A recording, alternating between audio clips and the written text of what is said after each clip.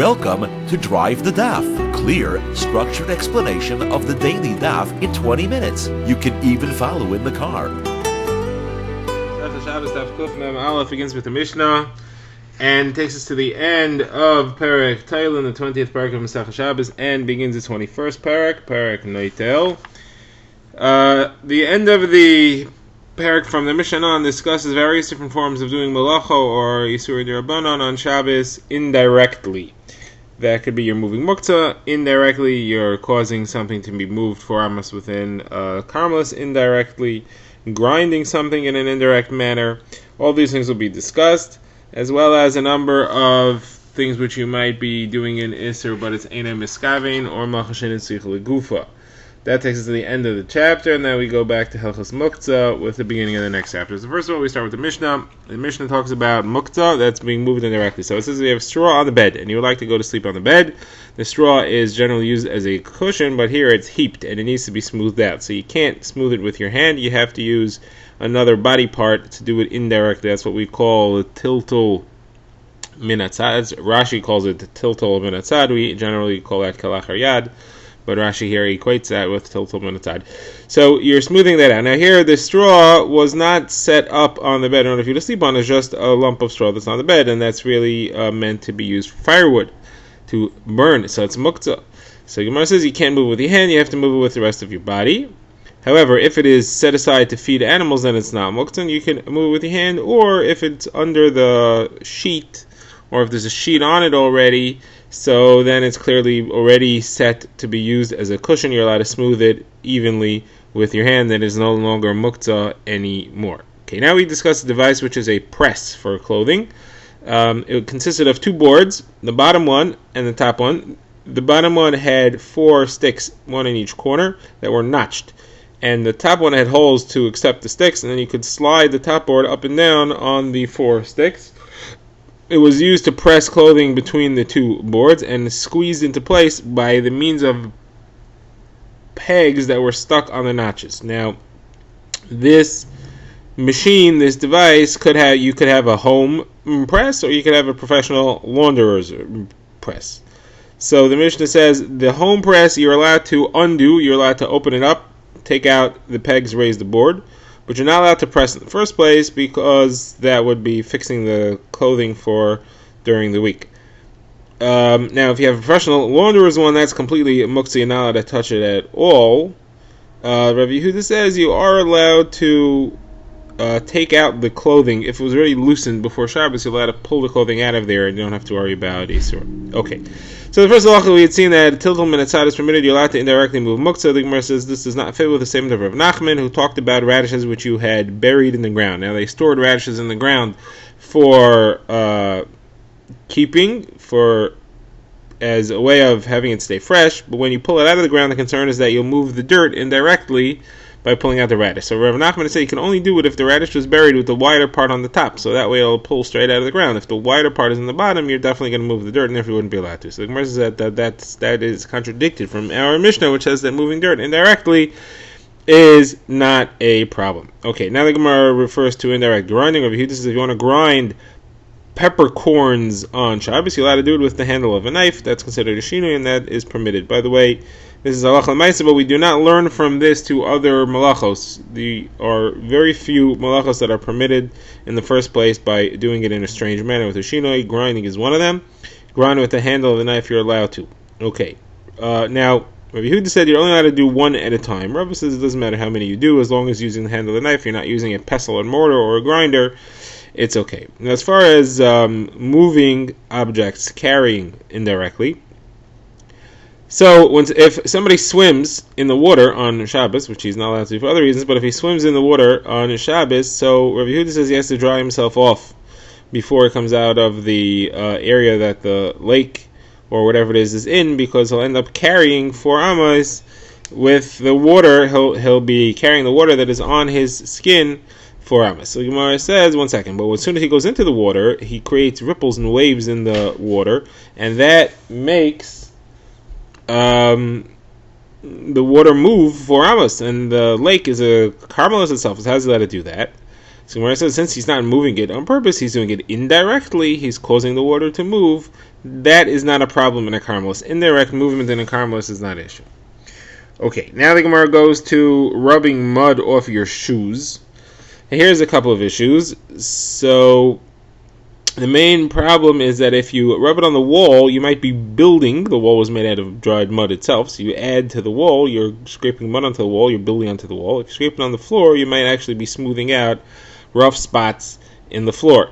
So how are you supposed to do this? Abaye says, some say it's Rav Yehuda, you're allowed to rub it on the ground, but not on the wall. Rava says, no, the opposite. You're allowed to rub it on the wall, but not on the ground. He's not concerned with building as a problem because he says this is a very shoddy kind of construction. Ma'arbed Ravina says you're not allowed to do either of them. You're only allowed to rub it on a piece of wood. And Rav Papa says you're allowed to do both because whatever it is, it's going to be Einem Miskaven. You're not intending to do that malacha, not to smooth the floor and not to build on the wall. And therefore you don't have any problems that to do either one. Okay, next. Rava says you should not sit at the border between a mavoi and a Rosh Hashanah. Remember, mavoi is an alley, which had the halacha of a type of Rosh Hashanah, almost, depending, it's a Carmelis / Rosh Hashanah that needs a tikkun, it needs a sign at the edge of Rosh Hashanah to make sure that you don't carry from the Carmelis into Rosh Hashanah since it's right up flush.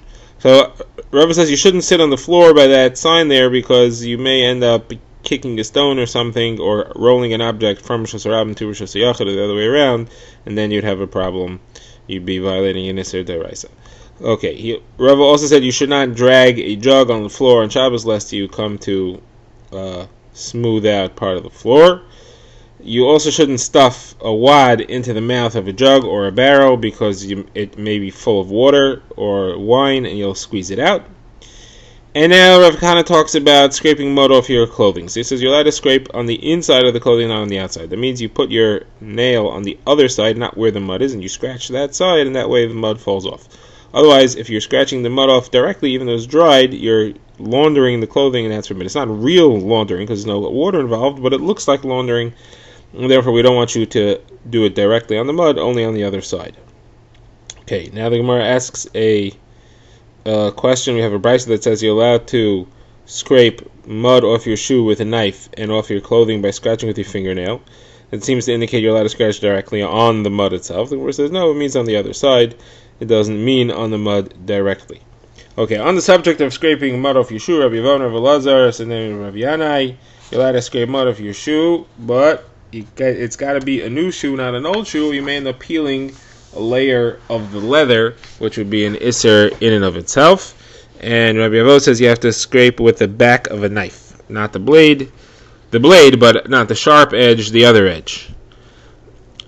The Gemara now says that there was that old man, which usually refers to Eliyahu Navi, who disagreed, and he said, no, none of this is right, because there's a brisa Rabbi Chia brings, it says you're not allowed to scrape a shoe, not an old shoe, not a new shoe, not any of that stuff. Now he also added that you're not allowed to rub oil on your foot while you're wearing a shoe,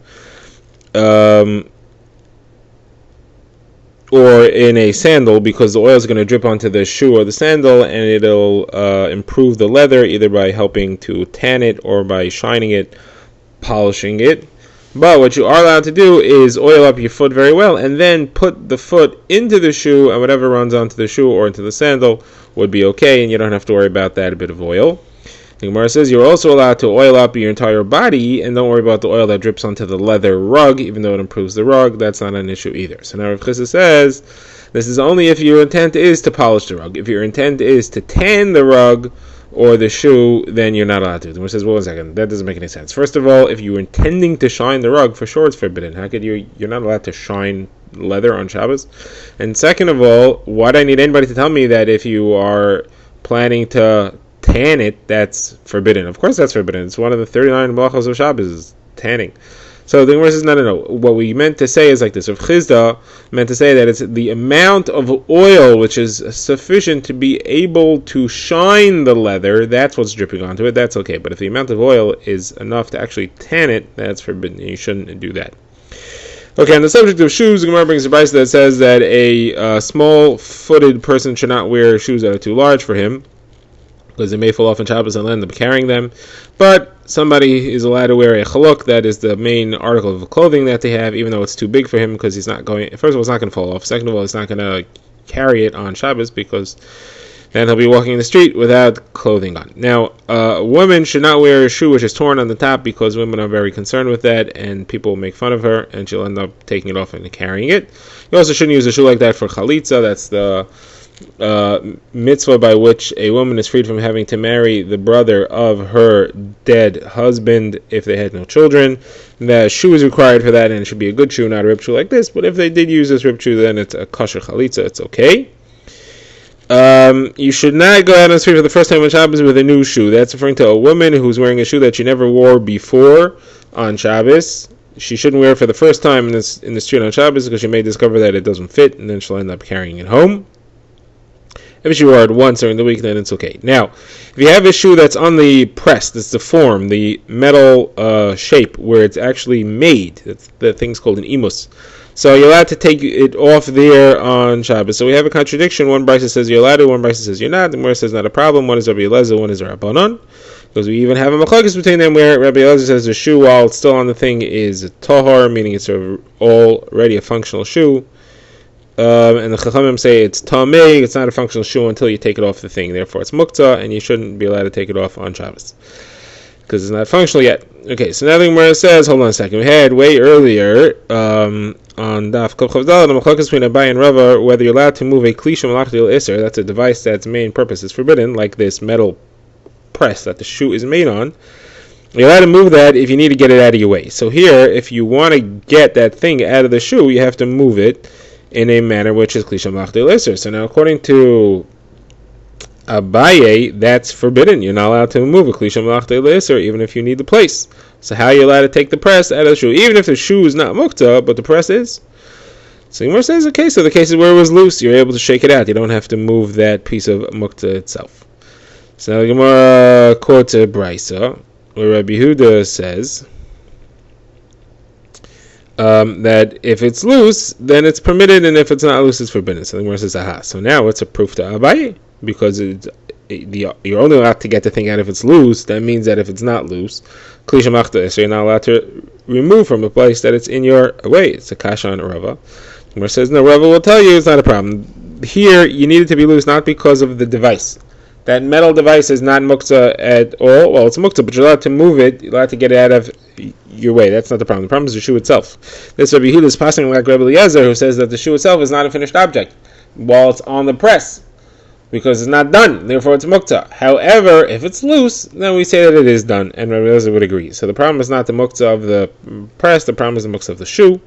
And this takes us to the end of Perek Toilin, and now we begin Perek Noitel, which discusses the halachas of muktzah, of a muktzah object mixed with non-muktzah objects. When can you carry the entire thing together? And so the Mishnah teaches you're allowed to carry a child who's holding a stone. You're allowed to carry a basket that has a rock in it. The issues here are muktzah. We're referring to inside Rosh Hashanah. There's no issue of carrying, but muktzah is not a problem, even though the stone is a muktzah, because you're carrying the child on the basket, and the stone that is being held by them is batal to it. It's insignificant relative to it, and therefore we do not reckon with it halachically.